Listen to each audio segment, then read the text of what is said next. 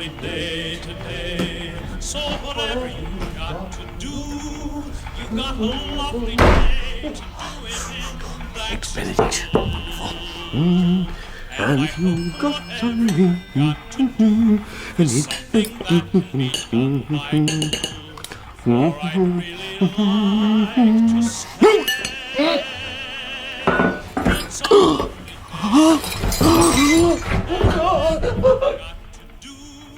I'd be so happy to be doing it with.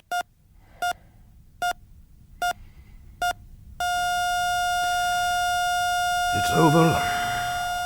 Mr. Fitzsimmons has had his last Eggs Benedict, I fear.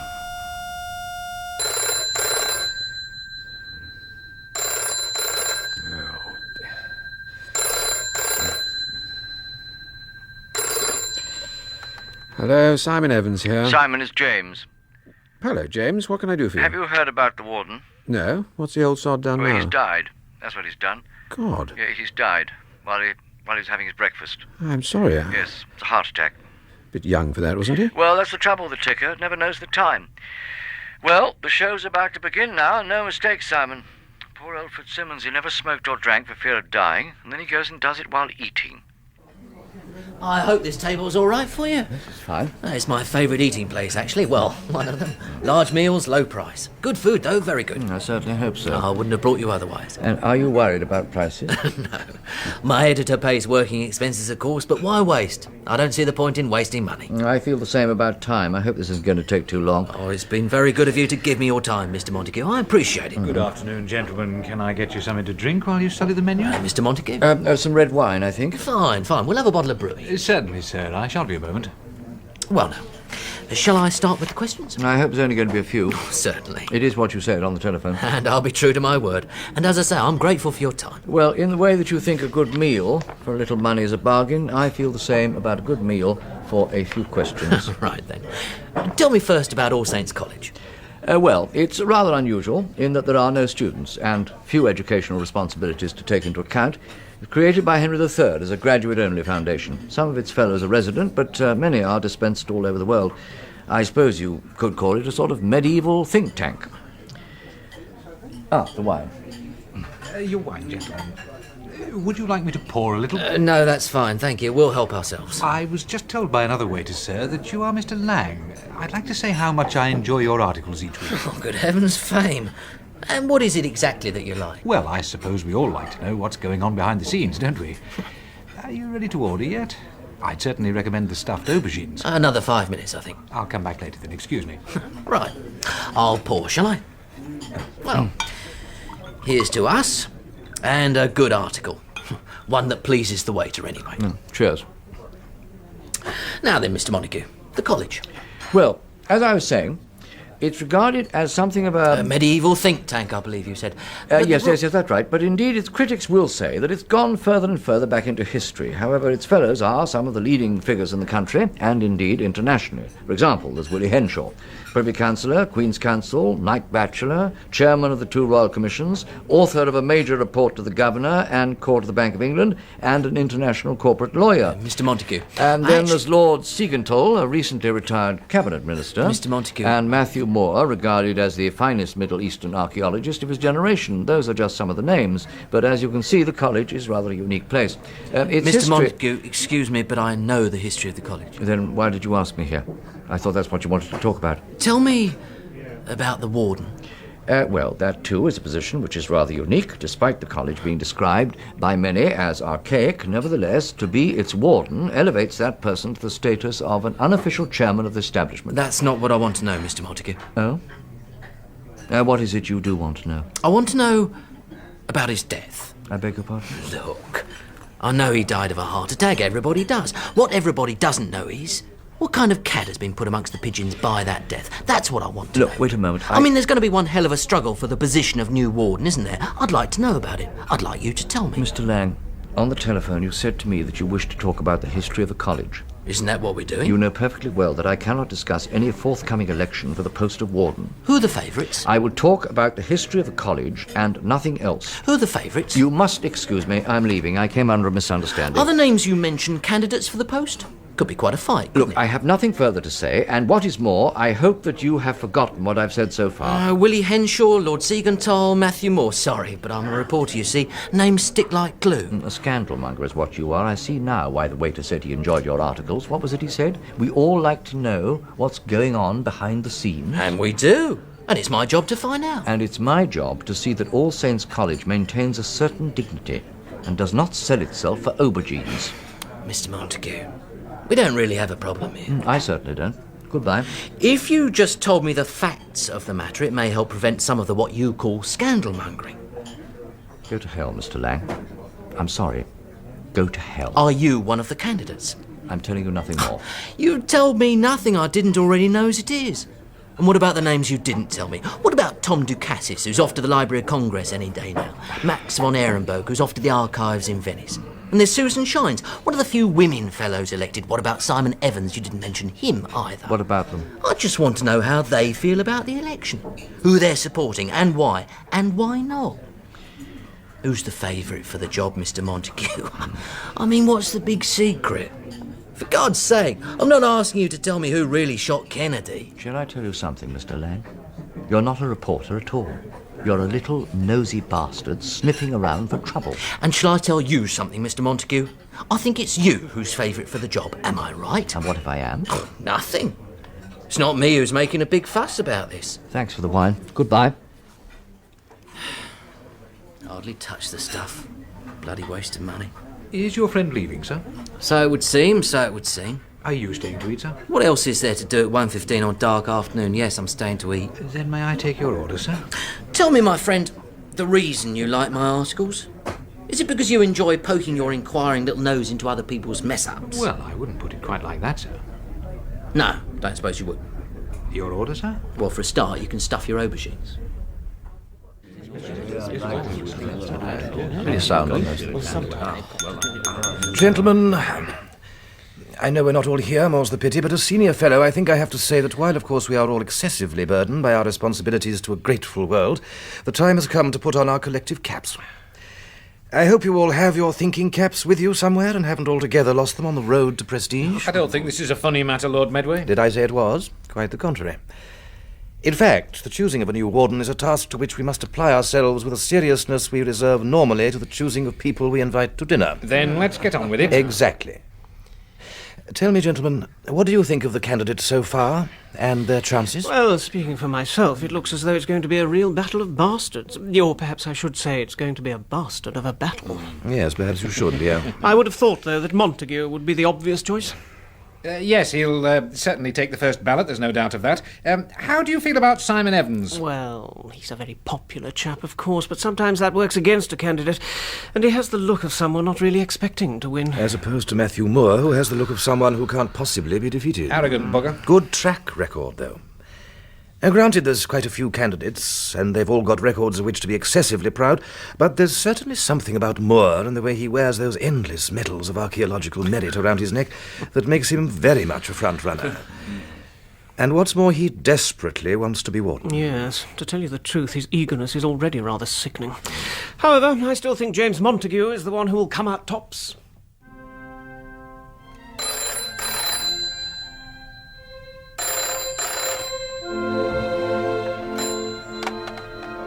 Hello, James Montague here. Oh, hello. Well, yes, of course. Come round straight away. No, not at all. I'll see you.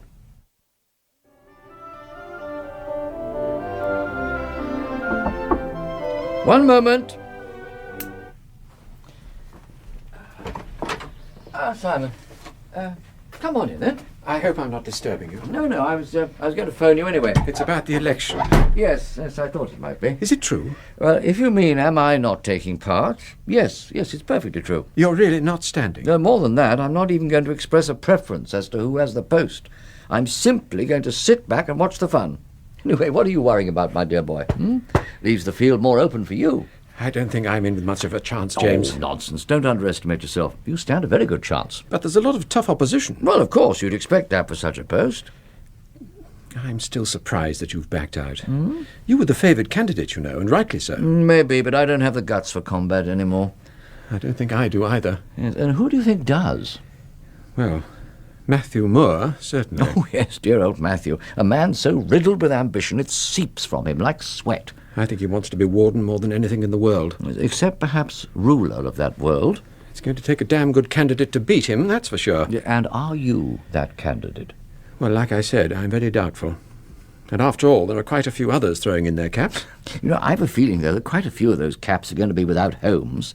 By which I mean there's going to be another meeting of the Fellows in the main library tonight, and I expect a few heads to start rolling. In fact, despite your rather low and totally unjustified opinion of yourself, I shouldn't be at all surprised if when we get down to the third or fourth ballot, the contest isn't simply between Matthew Moore and yourself.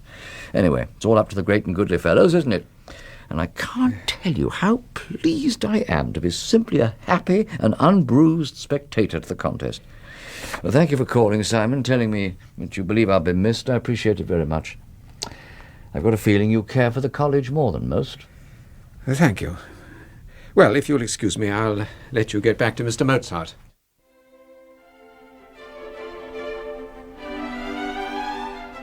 And now we come to Willie Henshaw. I don't have to remind anyone here of his distinguished career, truly outstanding, and he will, of course, be receiving the backing of all the lawyers who make up the college's non-resident fellows. There's no doubt he has strong support. Let's really get to know him, though, shall we? I suggest a series of informal lunches be set up for him with us as his hosts. The way to a man's mind is often through his mouth. I don't think Siegenthal's going to make it through the next ballot, do you? Not sure, Leo, old dear. He certainly has support, and he has been at the college 40 years. Yes, but when you think about it, every damn thing he's set his hand to has ended up in the dustbin. And that, I feel, is where his candidature's going.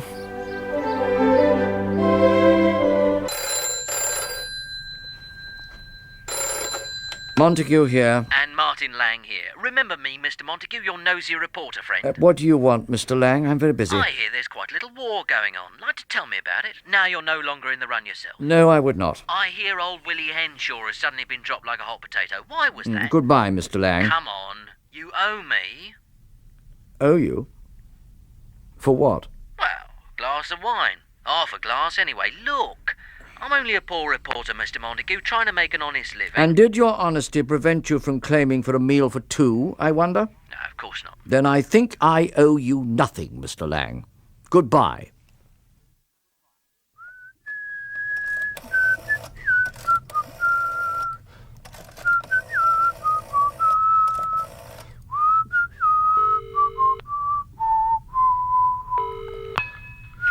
Hello? Hello?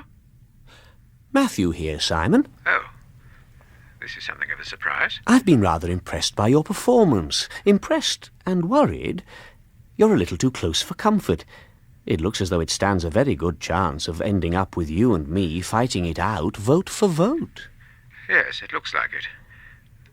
Why are you phoning, Matthew? I just want you to know that I want the post of warden very badly. I want you to know that. Yes.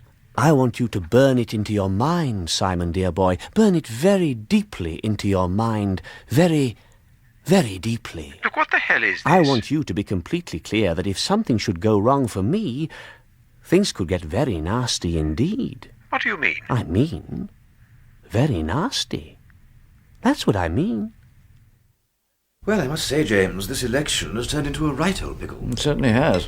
I mean, here we have Simon Evans only 2 votes short of the 2/3 majority needed, and Matthew Moore, damn sure he's not going to release a single one of his supporters to break the deadlock. Cheers. As you Cheers. say, a right old pickle. We'll have to put heavier pressure on Moore. And we'll be wasting our time, and you know it. In that case, it will simply force a reference to the college visitor, won't it? Oh, no, we mustn't have that. We won't have a choice. Look, I'm not having the fate of this college put in the hands of an ignorant bishop. Then, what do you suggest? I suggest I change my mind about not expressing a preference and start throwing a bit of weight around. And whom are you going to support?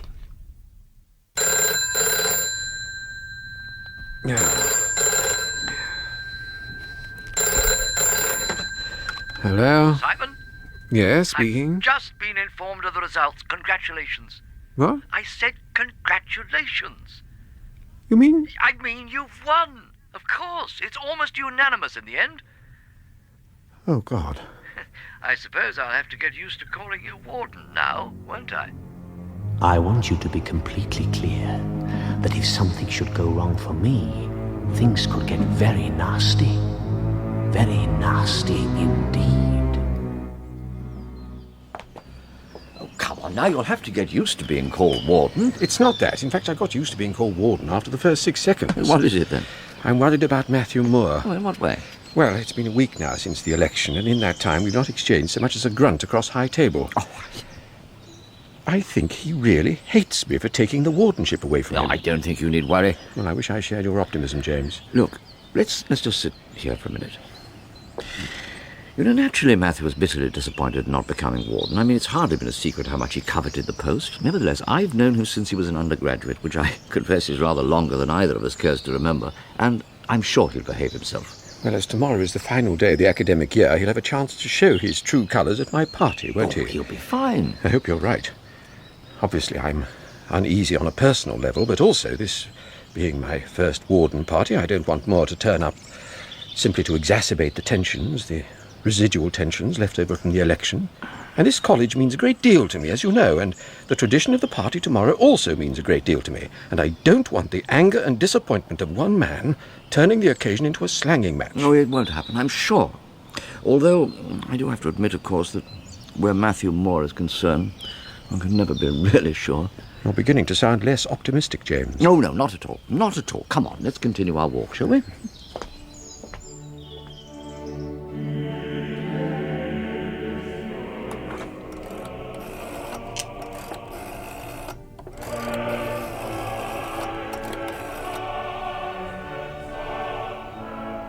Hello, Willie. It's James here, James Montague.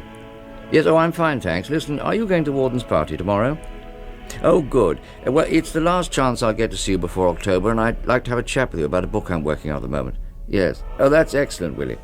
By the way, have you seen Matthew Moore lately? Yes. How do you think he is? Yeah, well, he's going to be there tomorrow, and, between you and me, I'm rather worried.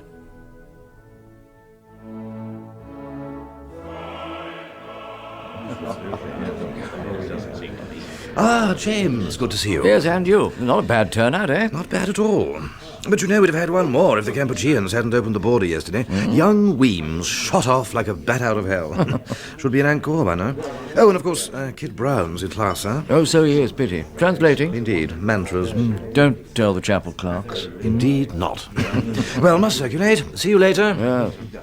Well, it's Leo Dart. And how are you coping with life? To tell you the truth, I'm still recovering from that bloody awful election. Yeah, and you thought it was going to be me, I It hear. would have been if you'd entered. You should have done. Well, I prefer life as much on the sidelines as possible. Well, you certainly entered into the fray at the end, didn't you? I simply did my best to see that a choice was finally made. Yes, think you've been crossed off Moore's Christmas card list, though. But then, haven't we all? Just look at him. Have you ever seen such a depressed-looking person in your life?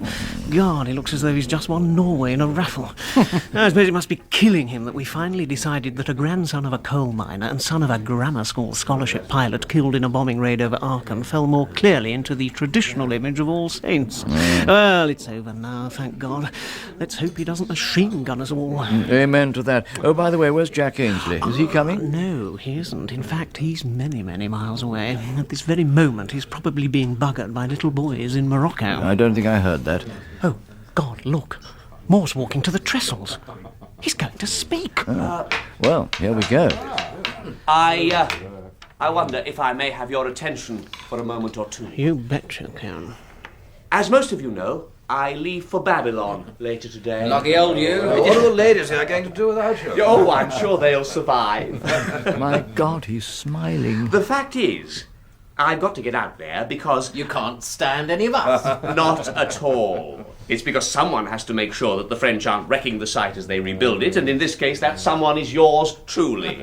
You've always been our hero, Matthew. Ah, so what happened to the crosses by my name, then? I cannot believe this. Now, Apart from my going to Babylon, you also know that a week ago I lost one of the harder-fought elections in this college's recent history. What I want to do before I go away, before many of us go away, is to settle something. I think it is about time that I drank a toast to the new warden and welcomed him properly to his high and arduous office. Doctors, I ask you to join me in raising your glasses to the warden of all saints. The warden of all saints. This morning I would have bet $1 million this wouldn't happen. Warden, would you just come beside me for a moment? That's it.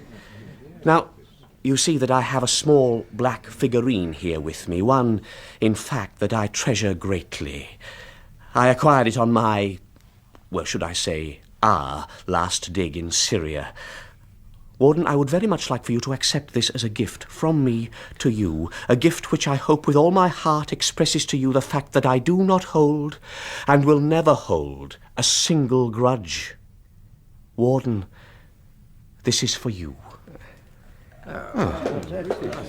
Matthew, this is really most kind of you. I'm afraid I don't have an export license to go with it, though. I'm not surprised, Matthew. I always thought you archaeologist chaps were nothing but tomb robbers.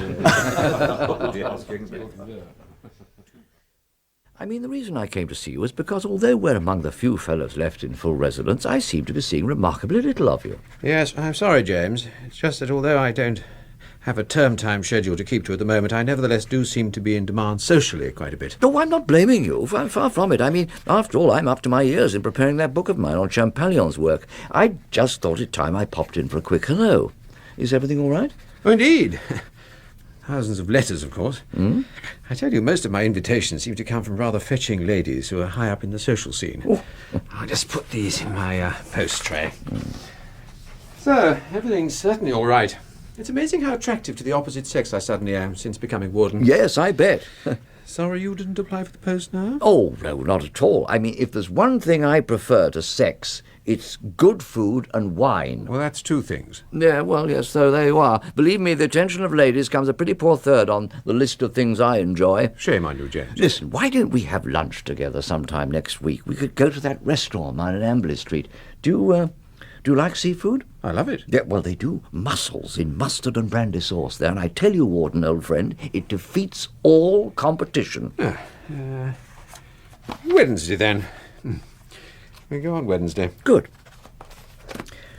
Well, I'll let you get on with your letters. I'll get back to the book I'm reading. You know, there's nothing like treating oneself to a few hours with a first-class book. So sex, in fact, comes fourth. Oh, yes, so it does. And I've a feeling if I really put my mind to it, I'd think a lot of other things too. Right, well, take care of yourself. I look forward to our meal together next week. And so do I. Thanks for coming round, James. Very nice of you. No, not at all. You take it easy with those ladies now. I do my best. Be seeing you then. Dear sir, I regret that in the circumstances... Go away. Go away. Go away! What on earth's wrong? Wrong? Nothing. It was nothing. But I heard you crying, go away. You sounded... It was nothing, really. A wasp. It was wasp, that's all. Wasp? Yes, I can't bear them. I was trying to swat it. That's all it was. Anyway, I managed to get it, thank heavens. Sorry I worried you. It's just this terrible phobia of mine. Are you sure you're all right? Absolutely. Must say, you look as though you've just seen a ghost. You're white as a sheet. I know, silly, isn't it? Anyway, as I say, I'm fine now. Well, if you say so. All right, I'll get back to my book. That's it. See you Thursday, then? Wednesday? Yes, of course. Wednesday. Look, if I were you, I'd make yourself a cup of very sweet tea, sit back and relax for a while, get some colour back in your cheeks. I'll do that. Wednesday, yes. Wednesday. I'll remember, don't worry. For God's sake, what's wrong? There's no solidity. There's no... What? Please go, James. Please leave me now, please. Look, what is all this nonsense? James, I'm asking you to leave me, please. Well, if that's what you want. If that's what you really want. There are things to be done, you see.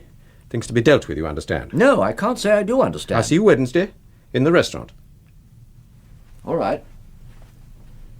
Goodbye, Warden. Oh, God. Oh, God, help me.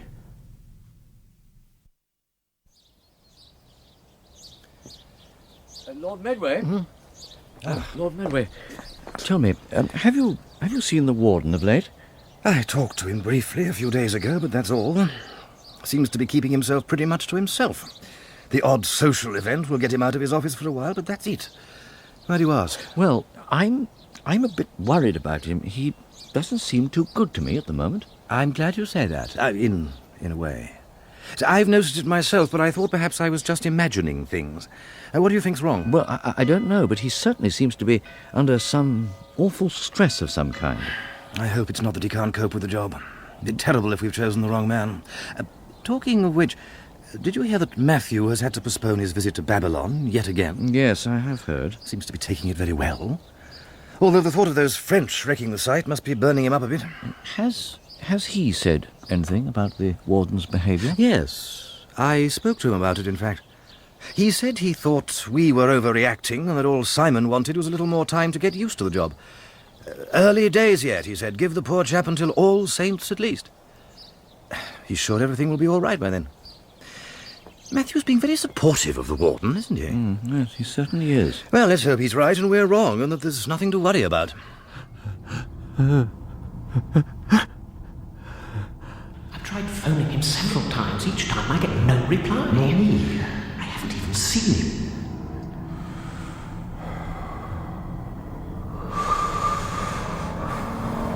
Go away. Go away. I've tried phoning him several times. Never seems to leave his room. I've tried phoning him several times. I've tried phoning him several times. A price to pay.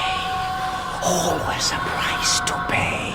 Go away. Always a price to pay. Oh, God. The walls. The walls are melting. Help me. Please help me. Someone help me. Someone.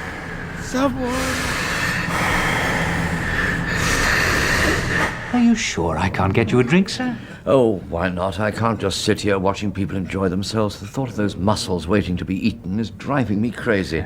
If my friend doesn't show up soon, I'll eat alone, and to hell with it. What would you like to drink, sir? James, I'm so sorry. Please forgive me. My God, what's happened to you? I couldn't help it, James. Something just... No, I don't mean your lateness. I mean you. Waiter, bring us a bottle of the same wine, would you? Yes, sir. Warden, I don't know what to say. What do you mean? Well, you know perfectly well your appearance. I'm sorry, you must be very ill. I mean, Simon, to hell with calling you Warden. I'm speaking to you now as a friend who really cares for you. I have to say that you look terrible. Oh, don't worry. What do you mean? What do you mean, don't worry? Your face is gaunt, your lines have appeared, and you've got about as much grey hair as Alban. I can't believe the way you look. I've not been sleeping well. Not sleeping well? My God, Simon, you'd have to go without sleep for a year to look the way you do. I'm all right. Just leave me alone. I'm sorry, Simon, I'm not going to leave you alone. I'm not this time. I should have pursued the matter last week when I heard you calling out in your office. But I let the matter ride. But not now. Not now. What is it you want from me? The truth. That's what I want. Well, the truth about what? Only you know that. Yes. Only I know that. So? Here we are, gentlemen. Your wine. Do you want to order now? No, we damn well don't. Very well, sir. Look, I'm sorry, forgive me. I shouldn't have spoken like that. It's perfectly all right, sir. I do understand. All right, thank you. I'll come back later. Now listen, the truth. What's getting to you? Oh, James. Now, come, out with it. Out with it, Simon. Well, it is to do with sleep. Or should I say, dreams. What kind of dreams? Terrible dreams. Oh, God, such terrible dreams. What happens? Nothing that makes much sense, really. Everything just has an awful sort of insubstantiality. Nothing is solid. In the dreams, nothing is solid, nothing. In what way? I'll I'll be in a chair or in bed, and suddenly the whole room will go soft. Soft, as though the furniture were flesh, suppurating flesh. And the walls are made of hair. It's as though everything that shouldn't be is alive, but dying. Look, have you seen a doctor? Yes. Sleeping pills. They don't help. They don't stop the dreams. What brought all these dreams on? I'm not sure. But I think I know. What? I think they're coming for me. Who? I'm not mad, you know. No, I know that. But I think they're coming for me. And when they do, when they come for me, James, all hell's going to be let loose. Oh, James. Such a short while ago I was so happy. I'd become warden, and I was so happy. Now I can't trust a thing I see. My nights are all nightmare, and I feel as though my very veins are filled with worms. Now listen to me. I'm going to refer to you as warden again because what I have to say has a very real bearing on your career. Somehow, either with the help of doctors or psychiatrists or your own willpower, you have got to pull yourself together. You have got to pull yourself together, warden. I mean, you know the college is too clever to be forgiving. Now, I know what's happening to you is causing you great distress. God, I can see that all too clearly, and I want to help. And if at any time, day or night, you need that help, I want you to pick up the phone and call me. Will you do that? Yes. Good. Right. Let's see if we can get you to eat something. Well, thank you again, James, for listening to my tale of woe. I did ask you to tell me. You don't think I'm mad, do you? Oh, of course not. Certainly no more than anyone else in this place, anyway. Not very reassuring. Would you like some tea or something? I think not. I best go up to my rooms. I've got quite a bit of paperwork to do. Again, thanks for everything. I'll never forget your kindness. And don't forget either what I said in the restaurant. I won't. You have my word. Any time, day or night, if you need my help, just pick up that phone and call me. I will. Any time. Just call.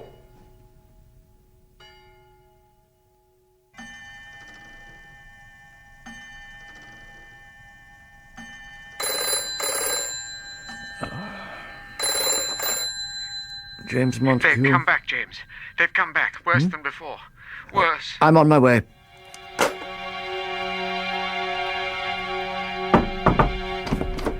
They're behind the living things. What? The ones that shouldn't be alive. What? Do you understand? Behind the living things that shouldn't be alive are other living things. Things I can't see.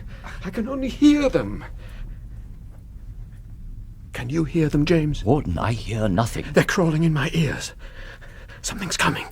Something on its Look, way. I don't understand. I'm sorry, but I just don't understand. You do think I'm mad. I knew you did. I knew it. Look, Warden. To hell with what you think. Simon. I know what's happening to me. They're coming for me. And they think I can't hear them. But I do. I do. Oh, dear God. I do. Help me, James.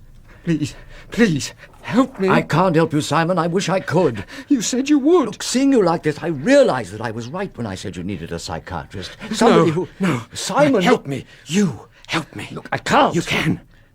Listen. You can. How? I know what brings them. It's that. What? That. Over there on the mantelshelf. That black figurine that Matthew gave me. It's that brings them. It's crazy, isn't it? But it's that brings them. You're not serious, are you? Never more so. What, the figurine brings them? Yes. There's something about that writing at the base of it. I want you to find out what it means. Why don't you ask Matthew? I have. And? He says the writing is unknown. I don't know if that's true, but I do know it brings them. Find out for me, James, and tell me what it says.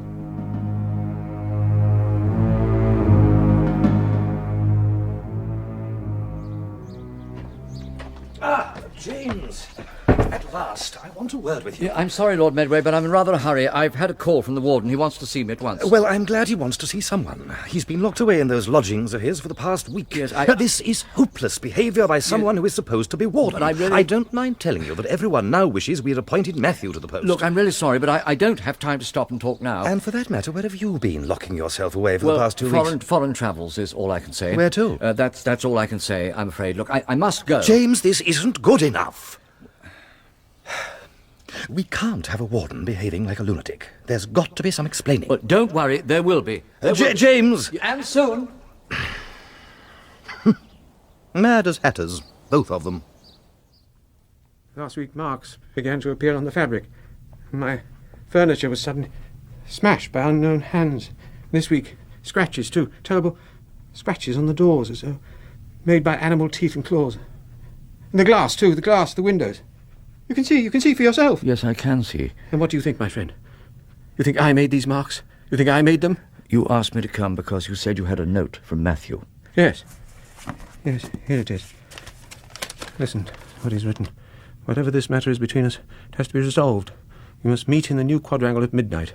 We must finish a matter between us that I think you already understand. You have to be there. You have to. Midnight, then. Then you'll have to go, won't you? I can't. They're coming. Whatever they are, they're coming. I should have guessed it would be All Saints' Night. Well, I'm certainly not going. I'm sorry, Simon, but this is something that cannot be avoided. You found out, haven't you? You found out what the writing on the figurine says. Haven't you? I know what it means. I can't go. Well, if you don't, you will lose the post of warden. I just want an end of all this. Then be at the new quadrangle before midnight. Is it really the only way? Oh, yes. Don't worry. I'll be with you. This is strange. I don't like it at all, James, not at all.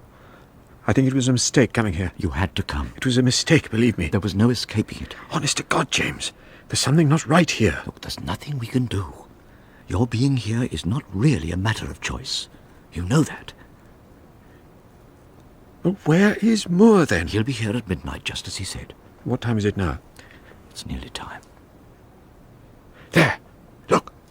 Over there in those shadows. That's him, isn't it? I think so. He'll step from the darkness in a few seconds.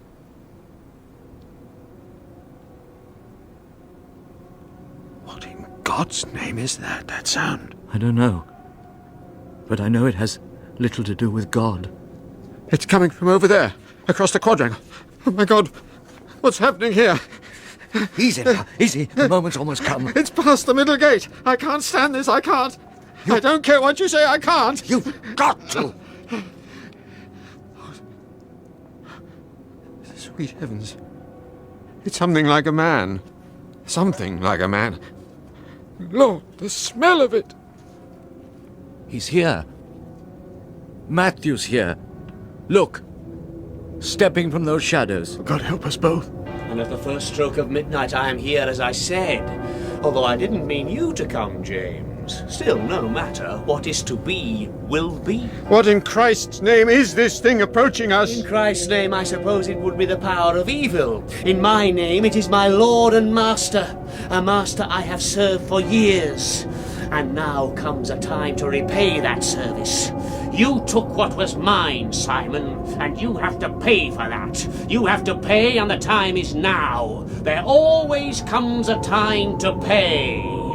Sandath, Sataneus, Bladach, Bachem, holdeth Nacharet. Come, Lord. Holdeth Nacharet. Come to thy servant. There's nothing you can do, James. Nothing on this earth. Come to thy servant. You're both about to enter hell. Come to thy servant, Lord. Come for thy servant. No, my Lord. Wait, my Lord. Thy servant calls thee. He calls thee. No! Thy servant calls thee, Lord. Take thy servant, Lord, for he calls thee.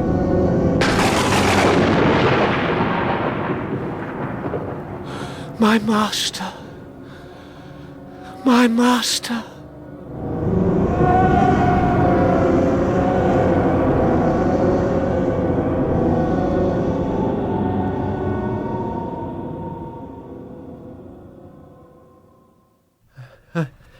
James. It's all right. It's all over now. But what happened? You fainted and I brought you back up here. I mean, before I fainted. Look, take it easy now. We saw it, didn't we? Yes. I mean, we really did see it moving towards us. Yes. I'm not sure. I can't trust myself, can't trust my thoughts. Then I'll tell you what I saw. No. I don't think I want Like to know. you, Simon, I saw this creature, something like a man but a greater stature and black, coming towards us, its movements liquid. I am right, aren't I, Simon? I can see it now as it came, forming and reforming itself. I can smell the stench of rot, of decay. I can hear that sound. I'm right, aren't I? Oh, God help me. He did. What do you mean? Matthew had summoned from the bowels of the earth, or wherever it is that evil resides, the power that we call the devil. He'd summoned him, or to be more correct, begged him to appear and take you away. Well, as we saw only too well, he appeared all right and he came towards you. Extending that arm, that hideous arm. Yes, an arm that seemed made of thousands and thousands of flies. So why was I spared? You were spared because Matthew started calling out in an ancient tongue, a language as chilling as the grave itself. It was what I needed. I knew the enunciation now, not just the translation. You were calling out the inscription written on the figurine, weren't you? Yes. And that's when I fainted. And it's also when that creature from hell became confused. As I called out to it, "Come, Lord, take thy servant," it turned towards its true servant, Matthew. It saw the look of pure reverence in his eyes. It embraced him, enfolded him so completely, it was impossible to tell the two apart. And then it seemed to soften and spread out like mist across the quadrangle. In seconds, it was gone, leaving behind only the corpses of endless flies. It was certainly lucky I'd learned the inscription on that figurine. My journey abroad was not for nothing, I'm pleased to say. Oh, thank God you were there, James. Indeed. And now? Now you must think no more about it. Oh, impossible. Oh, you must try. You have a college to salvage and a missing person to report. But what do I say? Well, I think you simply say that Matthew seems to have disappeared from the face of the earth. Is that enough? Well, it's enough for now, I think. It'll certainly give everyone something to talk about, eh? So the inscription simply said, "Come, Lord, take thy servant." Yes. You know, I don't suppose the Prince of Darkness is ever to be trusted. But it may be that sometimes he keeps exactly to his word.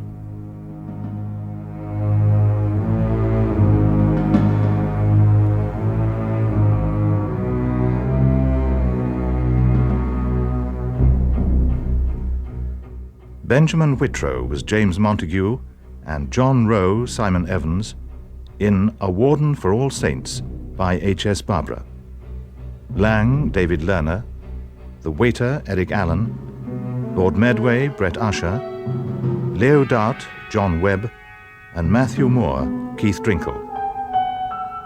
A Warden for All Saints was dramatized by Jerry Jones and directed by Martin Jenkins.